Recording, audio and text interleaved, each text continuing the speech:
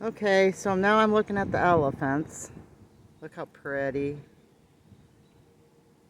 These are the Asian elephants. Clay told me that you can tell them by the shape of their ear that they are from Asia. Their ear is the shape of the country they're from. Shaped like India. They have one finger in their trunk instead of two. Oh, really? Yeah, Indian elephants only have one finger on the end of their trunk. The African elephants got two, one on the top and one on the bottom. They can pick up a peanut. It's breezy nice here. Are you getting a breeze? Oh, there's water right there too, spraying on you. You go up for. It's up there's the spritzer. And there's the elephants.